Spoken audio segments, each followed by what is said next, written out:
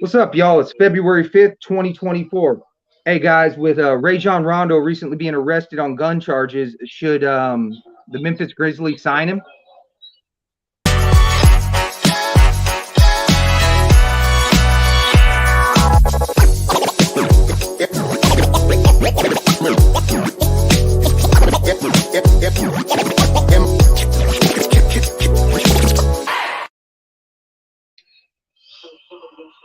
What's up, y'all? We're Okay. back. It's the HoopStorians. We got a double R. We got the best rapper you never heard of, Unique. Let's get right into it. Let's get into this day in NBA history. 1978, John Havlicek played in his last All-Star game. He scored 10 points, played 16 years. He won 8 titles. He finished with 26,000 points, 8,000 rebounds, 6,000 assists, 1 Finals MVP, 13 All-Stars, 11 All-NBAs, 8 All-Defensive teams. Guys, where do you have him ranked in the all-time? Is he top 20, top 30, top 50? Where do you got him? I'll let you go. Go ahead. Okay, Havlicek. I have him. I would probably put him probably like number 50 in the all time. Well, Why so low? that's actually high for the day and age. I mean, I'm just saying for the day and age that he played, the competition, the style, they didn't have a shot clock, they didn't have the 3-point line. Um, they They did really have the didn't shot keep clock. a lot. Did they? Okay. They didn't have the 3-point line. I know that for a No fact. 3-point line. It didn't. Um, just because he played on a good team, he played for the Celtics, and he always had a supporting cast around him. So basically, that's where I put him. Okay, I get that. So basically, because of the amount of help that he had individually, he's not seen as that. Well, I don't want to say as that dope, but I think I kind of get what he's saying, where it's like basically part of his success can be attributed to the pieces that he had around him, even the individual accolades. Is that what you mean? Well, no. Pretty What I much. was saying. Well,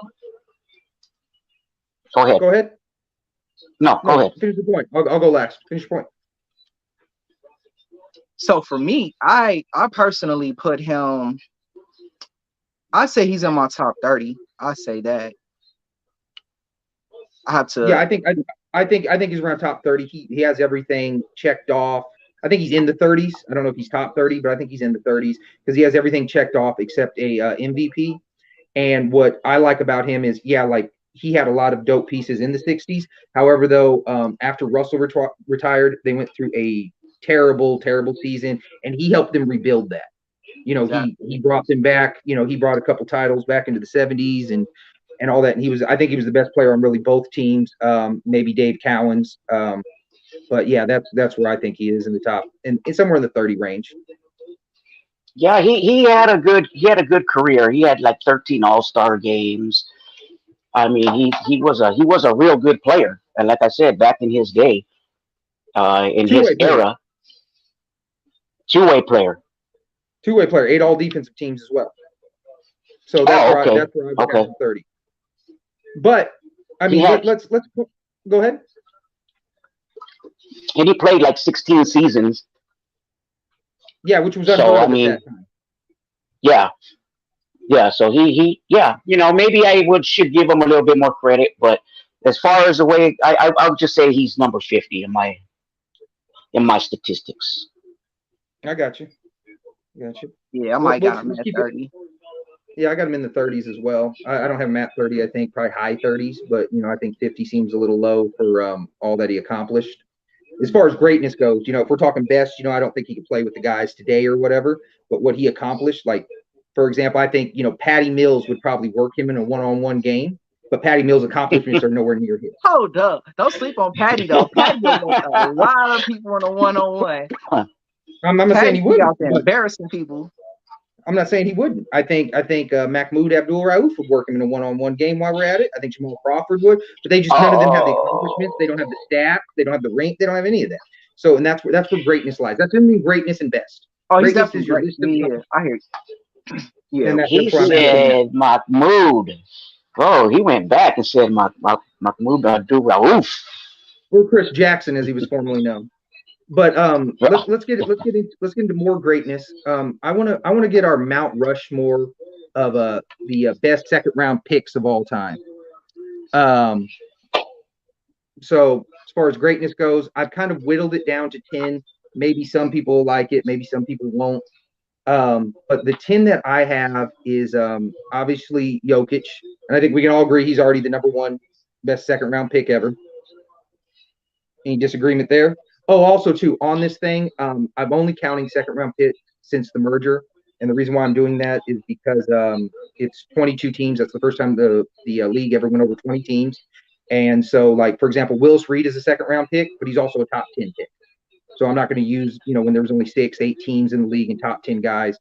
So we're gonna go ahead and do with it. We're gonna go ahead and go with that. I So the top 10 that I got, we got Jokic, we got Alex English, we got Dennis Rodman, we got Gilbert Arenas, we got Mark Price, we got Marc Gasol, we got Draymond Green, we got Manu Ginobili, and we got Carlos Boozer, as well as Isaiah Thomas. So let's try and whittle that down to 4. I think we all agree we got Jokic on there, right? He's on our Mount Rushmore second round Jokic picks. is going. Jokic is going. I mean, it's hard to cut out a 2-time MVP, a Finals MVP, a 5 All NBA, 6 All Stars, 3 times leader in triple double. So yeah, he's going. I want to throw Rodman up there. Okay. Mr. Choke him out himself. I think he should be there. You think Draymond Green? Choke him out Green. Oh yes. Smack him if they acting foolish. Okay, so you got Green on yours. Out of the people you said, who well, hold on, that's only 3. I want you guys to list your personal 4, and then we'll try to work a collective one. So go ahead. So you got 3. Personal what? List your personal 4, and then after that, then we'll have Double R go with his personal 4, and then I'll tell you my personal 4, and then we'll whittle it down to 10. So you got Jokic, Rodman, Green. Who's your 4th one? Jokic, Rodman, Green. I'm going to go with Gasol. You go Marc Gasol. Yeah. Okay. No problems there. What do you got, Double R? Who are your top 4? Okay, so I'm gonna pick one of yours, and it's gonna be Alex English, and I'll get to that in a minute. But of course, Jokic, maybe Manu Ginobili. Okay. And I'm gonna say Gilbert Arenas. You're gonna say Gilbert Arenas. Okay. Like well, yeah, mine is Jokic, English, Rodman, and Arenas, and that's why. I like Ginobili. I like Green. I like a lot of them. Mark Price isn't getting no love here right now, but he's a 4-time All NBA, 4-time All Star. You know what I mean? I think Mark Price needs a little love. I was right there. I was gonna be him or Arenas. Hey, I'm gonna put it this way because it's coming up in a little bit. But Mark Price is so good; he's the reason why the Cavs got rid of Kevin Johnson. Yeah, they got rid of. So I mean, that's how good Mark Price was. Right. So that's how good Mark Price was. I want to give a shout out to Carlos Boozer as well. He was 20-10 for a couple seasons. I also like Isaiah Thomas. He was good for a couple seasons. Too bad about the hip. But when he was averaging, I've never seen a 5'9". He was averaging like 19 points a game. But he was dropping a consistent like 30, 40 though. Like it was nothing.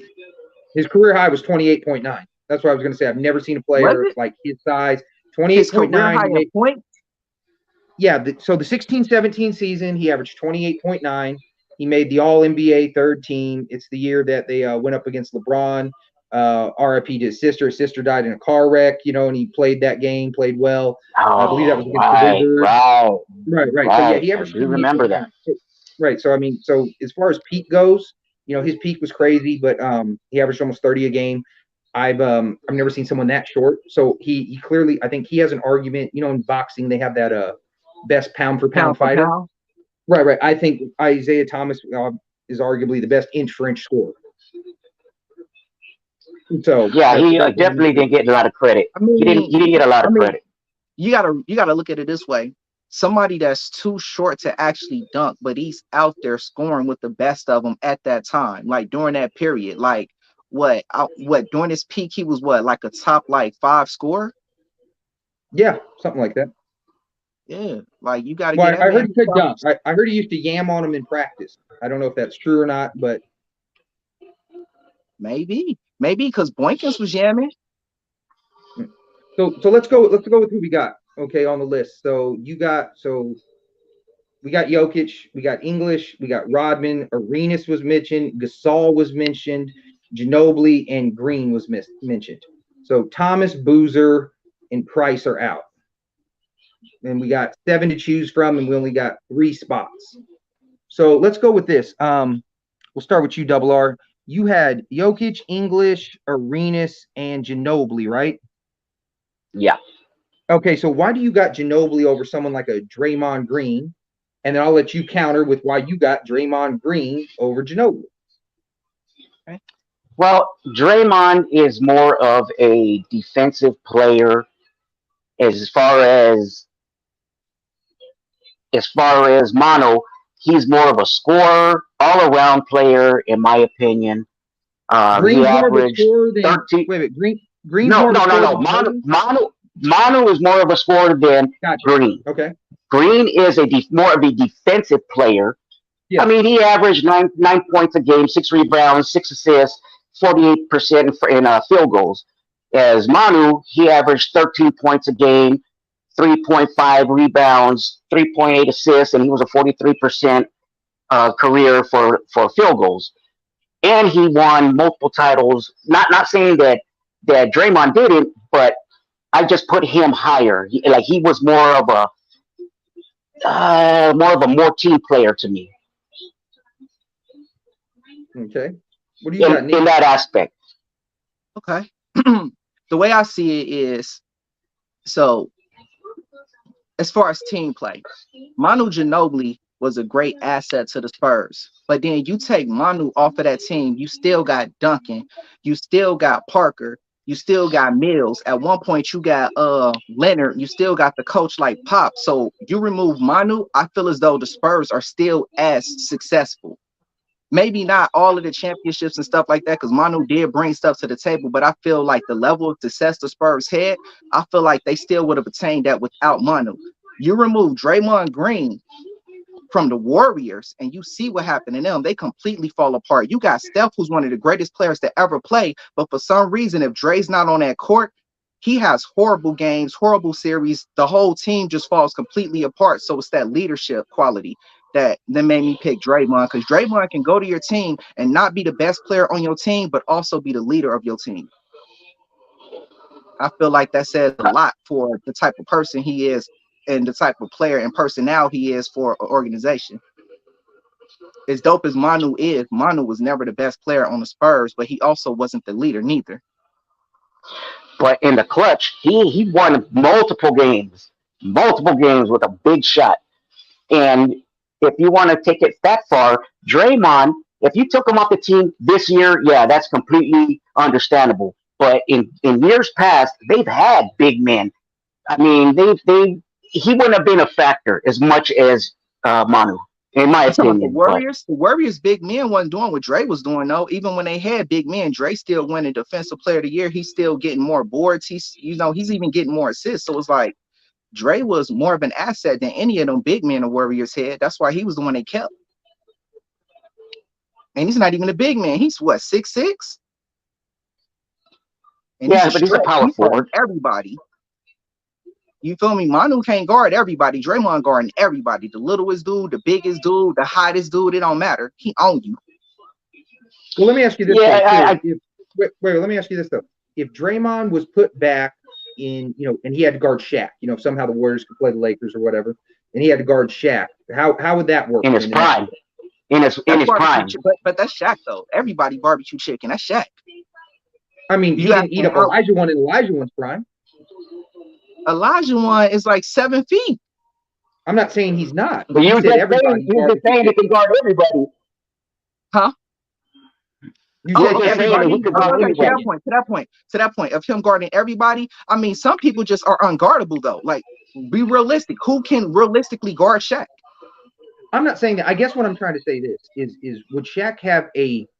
I mean, if who was it? If Mutombo's guarding Shaq versus Draymond, and they're two of the all-time defensive players, who's Shaq going to have a better game against? Dre. Right. That's what I was saying. But I'll be I honest with also you. feel as though, because again, we're talking big people. So I get, the point that I made is Draymond guards everybody. Yes, Right. because he does. Right. Because he does. He has to. No, I But agree at the with that same completely. time, there's gonna be some matchups that he really can't rock with because he's undersized. Up against Shaq, that's one of them. You put somebody like Mutombo up against Shaq, even though Shaq is, heftier at the same time. Mutombo was tall, so it's like you got big on big. Dre is like the size of a guard, the size of a small, going up against these centers. So some of them are going to be able to body him around, but at the same time, he's going to make it difficult. It's kind of like the Rodman thing. Rodman wasn't the biggest person out there, but he stirred up enough and he made it difficult. It wasn't easy to score on him, and I feel like that's what Dre brings to the table. Right. Well, I'll tell you where I'm going to go with Okay. it. So I'm just going to go. The way I'm just going to break it down is because I think they're both good in different scenarios. I think Manu could have flourished more if he went to some team like the Bobcats where he was the number one option, and I think Draymond Green really needed the Warriors to make his thing work. However, though, I'm just looking at as far as like accomplishments. They're both two-time All NBA players. But Ginobili only made 2 All-Stars. Draymond made 4. Ginobili's got a 6th man. Draymond's got a Defensive Player of the Year. And I just think his accomplishments are more than Ginobili. And there might be some more accomplishments. They each have 4 titles. And there might be some more accomplishments he racks up.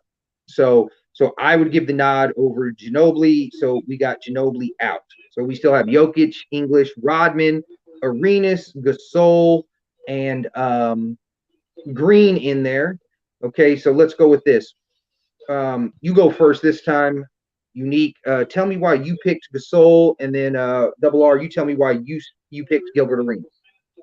Why they're over? Why one's over the other? So you go first. Well, I picked Marc Gasol. I'm not gonna say that I picked him because I feel as though he's over Arenas or anybody else. I picked Marc Gasol personally because like I like what he did. Like I felt as though Marc Gasol. I just feel like watching him play, being in the shadow of his brother and being as nice as he was, and even looking better than his brother at times, was kind of like he's nothing to sleep on. Like this man is a big man that's hitting threes. He's blocking shots, getting boards. He's giving you everything that a big needs to give you, but then he's also bringing a little extra when it comes to his style of play offensively. Very easily, he's the best player on your team. Not every team, but for most teams in the league, he's going to be the best player. He's proven that he can win. He's proven that he's not scared of the moment. He'll rise to the occasion. So, yeah, that's why I went with Marc Gasol. I feel as though Marc Gasol is one of them people that get slept on at times, and people don't realize, like, for a big man, how great he was. Okay. Double R, what you got? What you got for Arenas? First of all, I like the fact that he came out of U of A. He played for the Wildcats, and they're not my favorite college team, but he was a solid defender. He was a solid defender. He averaged 20 points a game. That was just average. He was 42% in field goals. He had what, like three, maybe 4 rebounds a game, but that was just average. Um, in my, that's why pretty much I like him because, and then when he played for the Wizards, he actually took them to. Did he take them to? He took them to like the second round, I think it was in what year Oh was five. this? Oh five. They didn't get too much farther than that, but he was one of the best competitors I've seen in a long time. And I'm not saying that he's better than Gasol. Uh, don't Gasol had a big cast around him. He always had good players around him. Gilbert Arenas, on the other hand, he was the man for his team. He was the one that had to do everything basically, and they got far with him. So as far as that goes, I'm gonna put him just because of the cast, just because of his supporting cast. I'm gonna put him a little bit higher than Paul. Gilbert Arenas had Mike. Yeah, when he was washed up. Come I'm, on, man. Come on. I'm, Come on. Hey, Gilbert Arenas never played with Michael Jordan. He played with the Warriors for those 2 years. He got there the year after Jordan. Oh, okay. So yeah, I would have to go with Arenas over Mark Gasol because those couple of years, the 05-06 season when he averaged 29.3, I believe, and then the next year he averaged like 28.8, and just I could just see Gilbert Arenas, being the best player on the floor. And I never really saw Mark Gasol as the best player in a series. Maybe night to night, but if there was a Finals MVP, I could see Gilbert Arenas averaging 35 or something like that. And when he was at the top of his game, he was a top 10 player. I never considered Marc Gasol a top 10 player, so that's where we got there. So we got Jokic left, who's in. Then we got English, Rodman, Arenas, and Green. So let's see. So Jokic, we all agreed on Rodman, right? Yeah. Okay, so Jokic and Rodman are in, and that leaves us with English, Arenas, the Worm. Well, I mean, if you got somebody who's a 2-time All NBA player, 2-time All Star, and if it wasn't for his attitude, he'd probably be a 8-time All Star or something like that.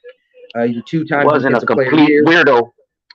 He was a weirdo. No, he definitely was a weirdo. But you know what though? Rodman could score when he wanted to though. Don't sleep on that man. Like when Rodman wanted to get buckets, he would get them.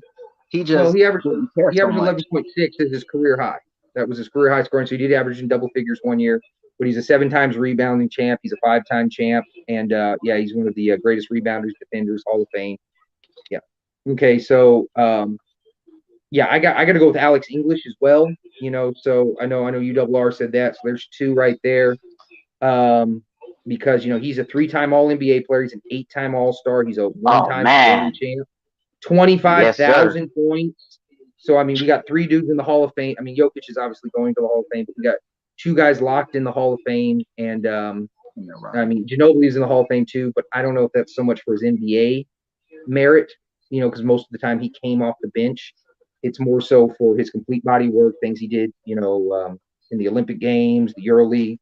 So so I can be swayed on Arenas. So we got Arenas and Green left. We got one guy that's a 2-time All NBA player. We got another guy that's a 3-time All NBA player. We got another guy that's a 4-time All Star versus a 3-time All Star. Green's got 4 championships, Defensive Player of the Year. But like I said, Arenas was top 10. Do you still feel confident about Draymond Green over Gilbert Arenas? Me? Yeah. You're the one. You do? Yeah. Why is that? Why Draymond over Gilbert? I mean, really, the stats you just read, like the stats you just named, is the reason why. Dre has his chip. Gilbert does not. Mm-hmm. You feel me? Dre's got Defensive Player of the Year. Gilbert does not. Does Gilbert have most steals in a season? Most points in a season? Oh yeah, that's right. Green is a steal champ. I forgot most blocks in the season. So it's like, you feel me? So I feel as though just individual accolades, Dre has more. I mean, he's not. He does have individual accolades, but if you take his best year, which is something like, I don't know, 14, 8, and 6, something like that, versus Gilbert Arenas is 29, 6, and 5. What numbers would you rather have? I'm not arguing that Gilbert is not a better player than Dre. What I'm arguing is Dre has accomplished more than Gilbert, which is the reason why I'm putting him on Mount Rushmore. I'm not saying that he's a better player. He may be a better team player and better all around, or have a better all around career. But 1-on-1, I feel like Gilbert Arenas is that dude. I feel like 1-on-1, Gilbert is better than Dre, but I feel as though Dre belongs on a Mount Rushmore over Gilbert Arenas based on his accomplishments. You know what? I'll go So with that. You got me sold. Basketball is not a one-on-one game. It is a 5-on-5 game. So with that being said, we will go with Draymond Green, and we will go with so our Mount Rushmore collectively is hey, you got 3 Joker. of the 4 you wanted. Hey, I got 3 of the 4. I originally had Arenas on mine too. But we're gonna go with that. We're gonna go Jokic number 1, and then whoever you want to put is number 2, 3, 4. Obviously, I would go with probably Rodman 2, English 3, and but if you want to switch those, I understand why. And then we'll go Draymond 4. No, I'm cool with that ranking. I'm cool with that. I mean, Yeah, I mean, where would you have the Joker's top? obviously Who would number you? I'll let it one. slide. I'll let it slide. Who would you rather have, Rodman or English? Ooh. I'm biased. I ain't gonna lie. Oh. Ooh. I'm still gonna go with my man English Go with because he's English. OG. He's And even nice. though Rodman a bad boy, he's still a bull. Yeah. He's still that's another reason I'm not picking him. And I kind So of rock with the Spurs. so let's go with this. So we were talking about Kevin Johnson and Mark Price. I want to talk about underrated. I want to talk about there's a lot of players back in the day that are underrated, and I think Kevin Johnson is at the top of the list. His career overall, he had some bad seasons. He started getting hurt in his 6th season, starting to get hurt a lot. The numbers kind of tailed off at that point. He wasn't as good, but he had a really good 4-year stretch Mhm. at his peak. Comparable. At his peak, I think Kevin Johnson at his peak can compete with any point guard ever. Do you guys think he's underrated? Do you think when it comes to peaks, is he top 50, top 75, top 100, top where do you guys have his peak ranked? And tell me what you liked about Kevin Johnson, and then I'll kind of jump in with the numbers or things like that. I'm gonna tell you what I don't like about Kevin Johnson. I don't like We already the know where this is train that he going. put the Bulls through. No, I was playing. I'm joking. Oh, okay. So KJ, what I like about KJ is for a 6'1" guard, he yamming on people like a king. You when anybody could get it. Like he's got a lot of boost for his frame. So that's what I liked about him. I like the fact that comparatively, like you were saying, that 4-year stretch, he had that 4-year stretch where he's out there looking like magic on the numbers. So it's like to be able to compare his numbers to somebody who's arguably one of the best players to ever do it, and his numbers are right there, and his name doesn't get mentioned, that's definitely underrated to me. I feel it. He led teams. He led the Suns before Barkley got there. When Barkley got there, there was still times where he was the better player on the team. Led him to Don't get me back-to-back wrong. Don't get me conference wrong. finals. Huh? He led him to Huh? back-to-back conference finals. Yeah, He yeah. led them to back-to-back conference finals. So I'm like, don't get me wrong. I'm not saying KJ is better than Barkley. I'm not saying that, but I am saying with him on the team with Barkley, sometimes you couldn't tell who was the best player out there. And then after Barkley left, KJ was still successful. He was still killing it. So So what do you that's got for that. us, WR? Oh man, I love KJ. Oh man, I grew up watching KJ back in the day, like you said, before Barkley got there. Him and Tom Chambers, Hornacek. I mean, even Andrew Lang, Mark West. I mean, that old Suns team. Yeah, he was real underrated. I mean, but he was one of my favorite point guards of all time, regardless of him playing for the Suns. I mean, his stats say it all. 3-time All Star, 4-time NBA second team, NBA third team in '92. You know what I mean? He's got some good. I mean, he's man. I mean, he's got 13,000 points, 6,000 assists over that, but over 1,000 steals, and he averaged 17.9 a game. I mean, he's definitely underrated. And let's be So real. Had he not got injured, let's be real. Had he not got injured, his average probably would have been in the 20s. Like I don't know how high in the 20s, but minus the injuries, I'm fairly confident he would have been at least 22 by the end of his career.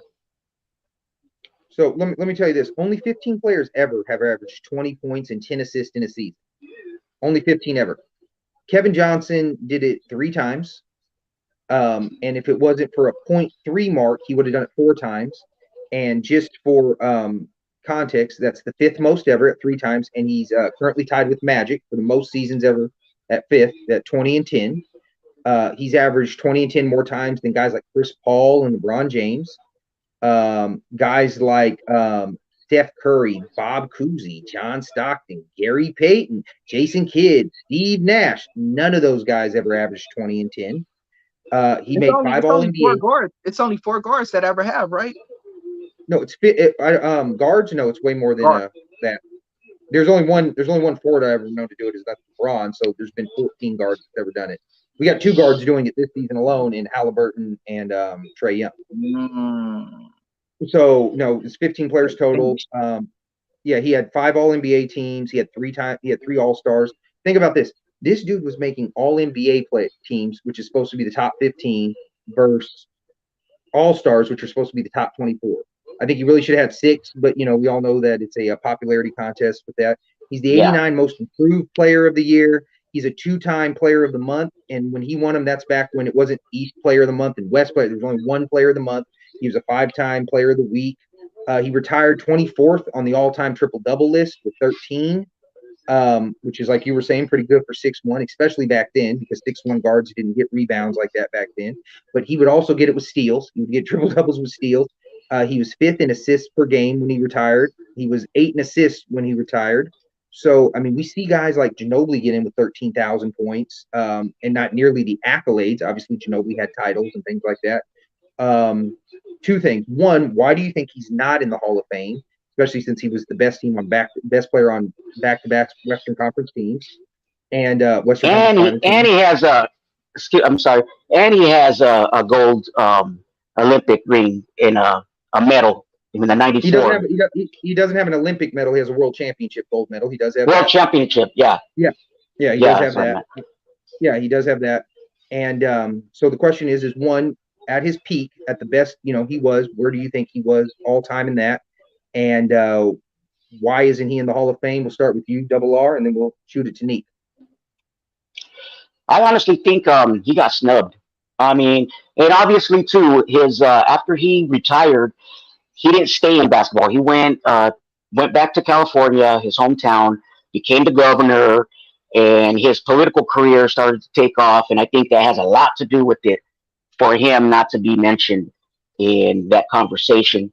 But at the same time, like I said, I think he got a bad deal. Like I said, he wasn't in the limelight anymore. He wasn't on NBA.com. He wasn't on ESPN. He wasn't on none of that. So you know what I mean. He just kind of like slipped through the cracks, in my opinion,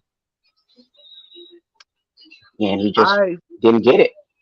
Yeah, I feel as though it's political. Honestly, with him personally, I feel as though it's political. I feel as though he spoke out and he said some things that left a bad taste in people's mouths. I don't know if y'all know what I'm talking about, but I'm referring to like the incident with Magic. I think the way Go ahead and he tell us didn't what the want to, incident is with Magic. huh? Tell us what the incident is with Magic. Incident with Magic is him telling the league basically he did not want to play with Magic due to his illness. And I think a lot of players, Oh because of how much they yeah. love Magic, I think that left a bad taste in a lot of people's mouths when it comes to like selections and stuff like that. I think they saw him as, I don't know, like a problem after that. Even though he didn't really get in issues or trouble like that, I definitely think Magic being as beloved as he is, him being unwilling to shake his hand, even, I think they had people like, we don't rock with dude. Well, I mean, Karl Malone did the same thing, though. And I mean, obviously, Karl Malone's a much more accomplished, better player. But I'm saying other players did that and they still got the love. So How what do you think accomplished it was first with them? how accomplished were they? Well, I know Karl Malone was for one. There was a few other players, and I don't want to say their names because I'm not 100% sure. Fair And I enough. don't like to say things that I'm not 100% sure of. I'm 90% sure of some. And like I Fair said, there's enough. other players that are in the Hall of Fame that I think are around Kevin Johnson's level. So Hmm. why do you think it's specifically with him? Well, I said it. I think it had to do with the way he treated Magic. I don't know how these, because I don't know who these other players are, so I don't know Karl how Malone treated that. him the same way. Yeah, but Karl Karl Malone. Malone, Karl Malone, like we said, he's way more established. Like it was kind of Mhm. impossible to leave Karl Malone. Now he didn't went up against Jordan twice. He did at one point had the most points scored. So it's like, Never or that. He not was the always most, but second. he's number two. Yeah. Number two, my bad. Yeah. But my point is, so number two in points at some point. He didn't went up against Mike twice. So it's like his accolades are a little different from KJ's. So I feel as though I feel as though, you know what's crazy now that I think about it? I feel as though KJ's legacy is not tied to MJ the way Malone's is. When So you people think that think helped He's got about, a Malone? huh?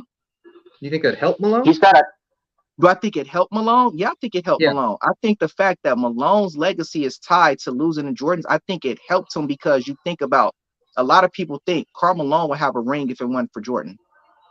And that's not to say that lot of that can't be people said would. about Phoenix, but at the same time, when people think about that Phoenix team, they don't necessarily think KJ. They think they think Barkley. Charles. Barkley. A lot of people think Charles. They think Barkley.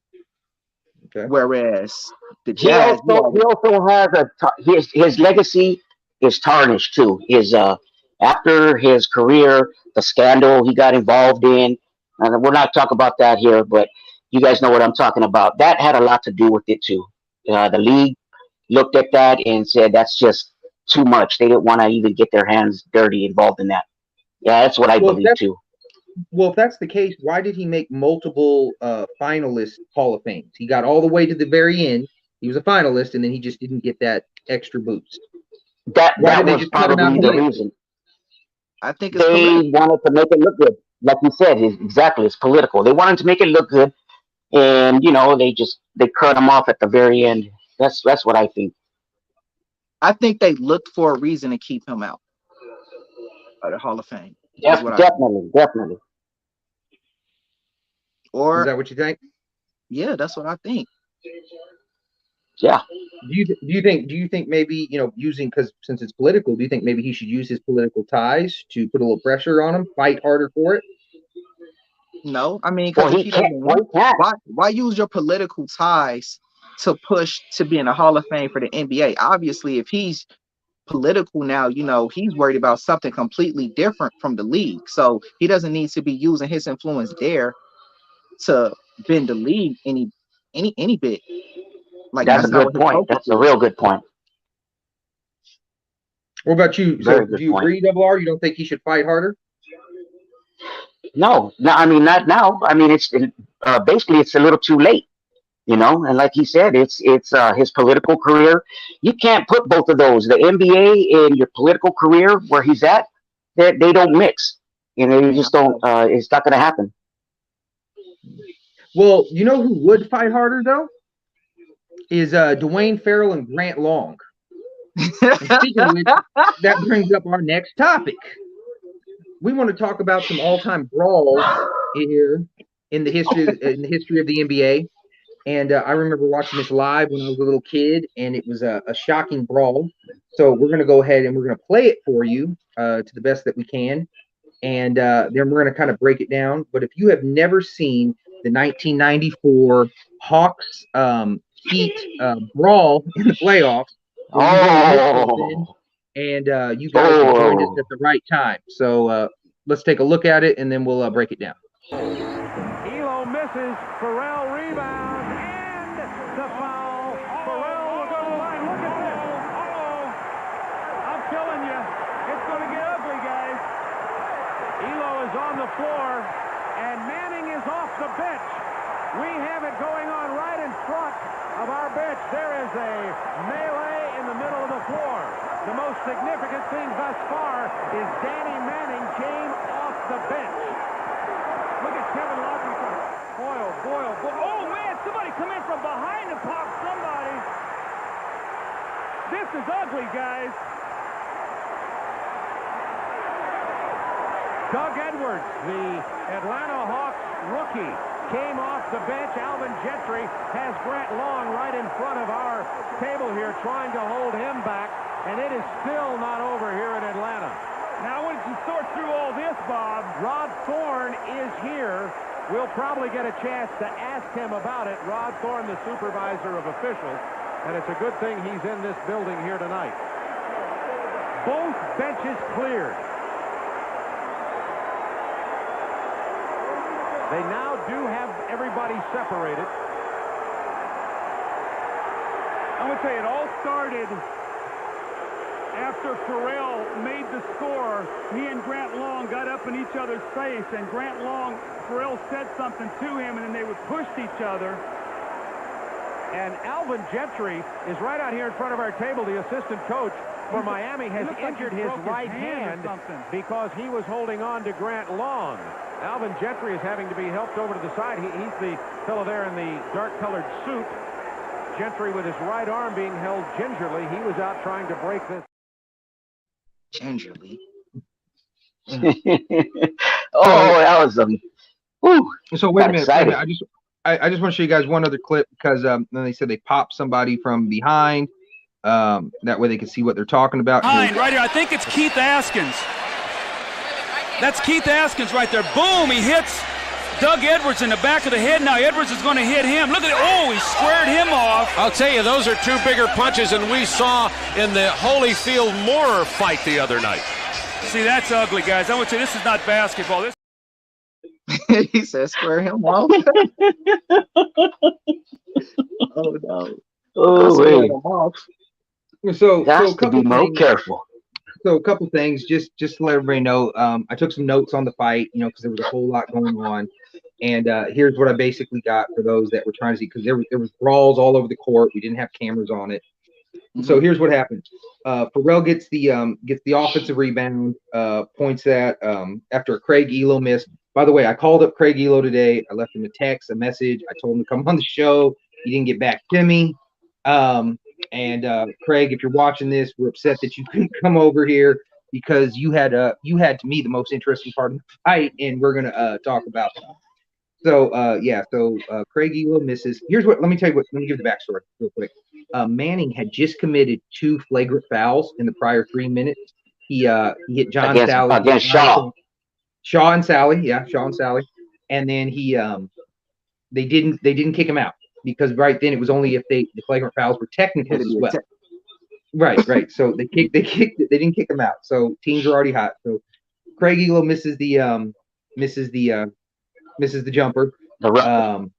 He misses the jumper. Pharrell gets the and one, gets fouled by Grant Long, points at him aggressively, and real quick out.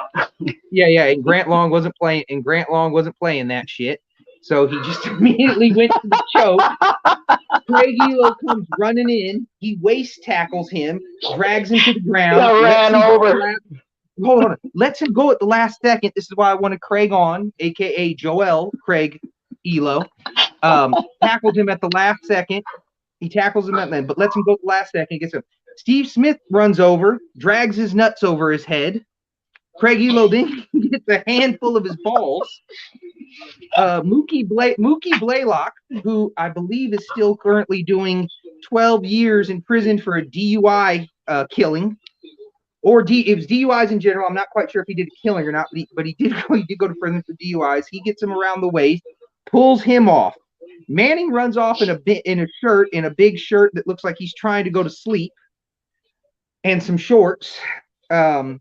Andrew Lang is on there, and you just see him with a hand up in his face like just Ronnie Cycling, pushing him off to the face. Then we got coaches and players all over the floor. At which point, Alvin Gentry tries to restrain Grant Long, gets flipped over and breaks his hand. And I've never seen a coach break his hand in an NBA fight before. Askins runs off the bench, punches Doug Edwards in the back of the head. Doug Edwards punches him back in the ear. Askins then grazes him again. Then afterwards, there's a video of Craig Elo laughing with Doug Edwards, shaking him on the jersey, I guess talking about something about the fight. So what happened after that fight was they changed some rules. They said after 2 flagrants, it's an automatic ejection. Text became from 100 to 500. If you leave the bench, you get an automatic 1-game suspension. And there was a stricter enforcement of taunting and things considered taunting. Like, I don't know if you guys remember that hanging on the rim rule. Any slight hang on the rim was an automatic technical back then. So before I get into more questions, let's start off with you, Double R. Thoughts on the fight? Oh man, that brought me back. I'm all excited. The one thing is Danny Manning. He's the one that instigated the whole damn thing. Him and his rough ass play, and when he took Shaw down, after that it was on. The very next play down the court, they went back and forth, and then that's when Elo threw up that horrible shot, and after that it was on. I had never seen nothing like that. Never. I loved it though. That was a good fight. What about you? I don't even. I like seeing NBA brawls. I don't know. Like, I know that's not what we watch the game for, but I ain't gonna lie. I like seeing the brawls. I like seeing that, some of these people can do more than put the ball in a hole. So I feel as though it was hilarious. I don't have to break down like you to where I didn't see all of the play-by-play of what was going on. It just looked like a whole bunch of chaos and falling all over, and people having attitudes, and the people that you don't even expect to be about that life with their chest poked out. Like, it was all just a whole bunch of just hoorah, but it was funny to me. It was entertaining. Well, my first question for you, I'm gonna throw it to you at Double R after this, is have you ever seen that many coaches on the floor in a fight? Yeah, never, ever. I have never seen that many people on the court. Not even after they, like a team Stearns the number one team and rushes the court. This was insane. This was like, oh man, I like this. This is that old school. This is what I'm talking about. This is that old school basketball. Nah, I've never I don't think that I've seen a whole team come together like that and all be brawling at the same time, even down to the coaches. Nah. Hey, I know you were excited about the Steve Smith being in the fight. I know you were like, Smitty's in it. What was the point of running over there to drag your nuts on Craig Elo's head? Because it's disrespectful. We beefing. I'm dragging nuts. What? He did that. You can get this smoke. You can get these hands in. You can get these nuts. What's up? Like, that's but what if you want that poster. I want that poster. How's that going to win the fight? How's that going to win the fight? Bro, man, that was just disrespect. You can take the fight. You can take the fight out of a person by disrespecting them. Once a person feels like their manhood is just gone and stripped from them, they may not even have no will to fight you no more. You've seen broken men. You've seen them. I've seen broken men. They don't want to fight. He had no business. He had no business going and tackling them. I've seen multiple broken men on this panel alone. Exactly, no fight.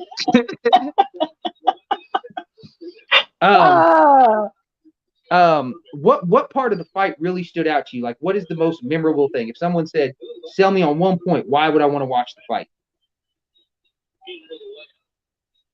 The nutsack drag.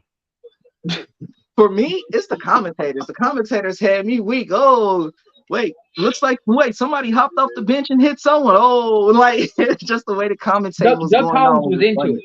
Well, Doug Collins is a former player. Doug Collins they throwing more punches than a Holyfield. Like, they just had me weak. Yeah, that was a good one. Yeah. So my question is this: do you think the game should go back to being lax like that and just let the all-out brawls? Because I've never understood that from sponsors and I get the image point, but what I don't get is anytime there's a fight, all the basketball fans, all the non-basketball fans watch it. It drives so many more views. So why wouldn't they want more eyes on the sport? More views, more things like that. What do you got? You want the eyes for the right reason. You don't want people watching basketball just because they want to see fights and stuff. Like, disregard what I was saying. Me personally, I like seeing fights, but I don't think they want a bunch of me's watching, hoping that somebody get in a fight. Like, they don't want to turn a league into like a hockey league where people are only watching basketball so they can see things get out of hand. So if you're saying they don't want a bunch of you, so you're saying one of you is enough. Yeah, exactly. I'm unique. I got you. What about you, Double R? You think they should allow the fighting back in, or you think there should be a little lax, like a 1 game, not a 20-game suspension, a 1 game, not a 5, a 1? What do you think? So here's my opinion. They shouldn't. There's no place in basketball for that kind of shit, because that's not basketball, like he was saying. It's just uncalled for. I mean, if they would have ejected Danny Manning when the second time he did that, this probably wouldn't have happened. But they should let him. I think they should let him be a little more physical, but not that physical because that's too much. Right, That's a right. little too much. Like we don't have to call every ticky tack foul, but we can't go back to the days of tripping people while they running up the court. We can't go back to the days of bridging people while they in the air. We don't want that because Yeah, the we don't players want in that. the 90s, oh my goodness, like it was very difficult watching the Bulls versus like let's say like the Knicks without thinking y'all are gonna injure my favorite player right now. So Yeah, they had a we want rule. that. You feel me? They Nobody actually wants to had a worry rule. about. Don't nobody want to worry about Ja being in the air or being airbound and somebody come underneath his feet and take his legs from him. And that's how they were playing back then. And we don't need that. What's the rule, Double R? Well, remember back in the day, they actually had a rule, the Jordan rule, where every time Jordan would come down the middle, the rule was break him off. Now Break him off. That was the rule. that's And what you see how Actually, that what they turned called the out. rule? Well, in the Pistons locker room, actually, what they called it was tap tap. We're gonna double tap. Tap, tap. Double Tap tap. tap. That's what they call it. We just tap tap it. So I think what do you guys think about leaving the bench as an automatic 1-game suspension? that makes sense because it's escalating Yeah. things. So look at it this way. Look at it this way. Let's say you my star player and you out there and you grinding and all of the stars are out there and you get into it with somebody. As a bench player, me being on a bench, I'm not in the game. So I'm probably the one that needs to hop up and defend you because that's going to keep you playing. So they don't want that. They don't want retaliatory. They don't want retaliation coming from the bench because somebody with my mentality is going to get out there just causing problems for no reason. What do you got, Double R? Yeah, I think they should suspend them for actually more because, first of all, you ain't got no damn business being on that court. You ain't even earned the minutes to play. Sit yourself down. Well, hold on. What if you're a Danny Manning situation where you're playing 40 minutes a game? You just happen to be on the bench when the fight breaks out. So you've obviously earned yourself the minutes. Well, that was a little different. He was already going through the motions. He was already hot. I mean, he couldn't stop him after that. He So had to join it because he started it. yeah, he started it. He might as well try to finish it. He got You know what I everybody mean? riled up. What I think they should do something like this. I think they should allow people to come off the bench if they're becoming peacemakers, and obviously you don't know what. So I think they should make the rule where they go, we will allow you to come off the bench if you want to be a peacemaker. If you come off starting shit and you start fighting and scrapping, you're suspended for the season. But So you can decide what you want to do with it. Not that I have a problem with that, but with that, what's to stop a person from coming out there like, hey, peace, hey, peace. You feel me? Yeah, and get clocked. The instant replay, and then when they're suspended for the season, we'll catch them doing it. And if they want to keep missing seasons, they can keep doing it. But that's my point. That's the reason why they abolish it off top, so it doesn't get to the point where we got to do instant replays or looking into things. They're like, yo, we just not having you come off the bench, period. But you have to watch instant replay to see who came off the bench anyways, and if nobody did. You also have to watch instant replay to watch the fight to see who you're. But that's more time. So what they do is just set the rule: no coming off the bench. We don't want to go through that. We don't want to have to stop playing. Look, all right, who was it? All right, was him. We don't want to do that. Everybody sit on the bench, or you going home. Well, I'm asking you, like you said, with your mentality, you'd come out there swinging or whatever, protect your teammates, especially if you're a bench player. It's your job to protect them. So you're saying you would do that and get an 82-game suspension and lose your salary? It happens. I said, would you do it? Listen. If the penalty is an 82-game suspension, no, I'm not going to come off the bench fighting nobody. There we go. I've just solved it. Huh? I've just solved it. That's extreme, though. That's extreme. We don't want to suspend people for the whole season for coming off the bench. That's ridiculous. Don't come off the bench and scrap. It's not. Don't come off the bench. That's what I'm saying. It's not that hard. Yeah. It's not that hard. Look at quarterbacks. Hey, look at quarterbacks. Anytime there's a fight on the field, you see them walk their ass off because it's not worth it to them to get into a fight. And that's what the linemen are for and all that. Well, yeah, it's not worth it to them for different reasons, though. No, I got you. But I don't know. It's a hard choice, and I understand. Like I said, I understand your guys' perspective. Like I said, I would like to see like that. For example, if the bench rule wasn't in place, the 07 Suns with Amari and Boris Diaw, when they got suspended, taking a step off, they wouldn't have got suspended that way. And then maybe, you know, it's different. And then maybe history's different. You know, it was a really good series. We lost a game because of that. And, you know, the next game was like 88 to 85. It just wasn't as good a game. So, yeah, that's why I went. But I mean, it's a hard decision to make, and we have to decide what we want to do. But yeah, I would like to see something like that. That's the only rule I don't like: automatic suspension for leaving the bench, because sometimes that's not the case. Speaking of hard, let's get into the hardest NBA bars of all time. Let's get into the hardest NBA bars.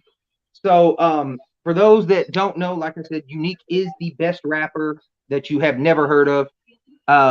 Tell me what some of your hardest NBA bars are first, and then we'll get into obviously the more famous people and things that people can look up and things like that.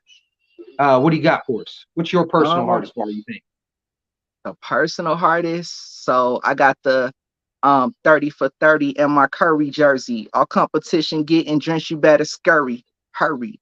I got the there isn't a harder way. Get Penny or even Timmy. Sip Henny and get to sinning like 7 when he's out spinning my record since the beginning. Anyway, yeah, that's me though. I did That's the what you're Timmy, going with? Penny, Hardaway. Yeah. Don't even get me started on my bull stanzas. That'll take forever. So yeah. Well, you got one for us? I mean, you got a real good one for us or no? Let's see. No, not really, because it's the way I'd have to do it, bro. It'd be way too much. I don't even want to go there with it. I got you. So, here I'll tell you my best one, and you know, I'm not nearly the rapper he is. And if you don't believe us, you know, you can definitely check out some of our songs. But I got this one where I said, checker windpipe, it's a mess. I push D up on him like I'm Ron or Tess. They my refs, it's official. Got caught up on my game, so she blew on my whistle. Okay. So I got one like that. Huh? I'm feeling that one. So yeah, so I got that one. So we'll start with you, Double R. What are some of the best NBA lyrics you've heard? I'm not real deep into that like you guys are, but the ones that I heard, the only one player that I know that can spit is Dame. Yeah, Dame can spit, but I'm just talking about anybody. Like so the bars Cube came from Dame? I don't. Huh? Yeah, I'm talking about anybody though. Like for example, if Nicki Minaj rapped about him, if Ice Cube rapped about him, I'm just talking about any NBA bar that you heard, a reference to an NBA lyric.